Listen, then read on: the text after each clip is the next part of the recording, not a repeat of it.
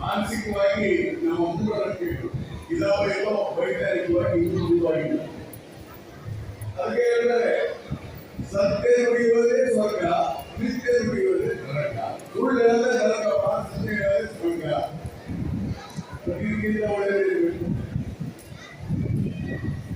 ಅದಕ್ಕೆ ಬಸವಣ್ಣನವರು ಜನರು ಕಲಿಯದೆ ಮನುಷ್ಯರಾಗಿ ಬದುಕುವಂತ ಸಮಾನತೆ ಇರಬೇಕು. ಈ ದೇಶದಲ್ಲಿ ಅಸ್ಪೃಶ್ಯತೆ ಅನ್ನೋದು ಬಹಳ ದೊಡ್ಡ ರೋಗ ಇದೆ, ಮಾನಸಿಕ ರೋಗ ಇದೆ.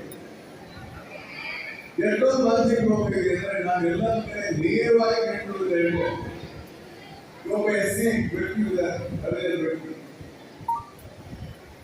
ನೀವು ಅವನ ಮನೆಯಲ್ಲಿ ಕಟ್ಟೋದ್ರು ನೀವು ವೈಯಕ್ತಿಕ ವಿಚಾರ. ಈಗ ನನ್ನನ್ನು ಕೂಡ ಕಟ್ಟೋದು ನೀವು ವಿಚಾರ.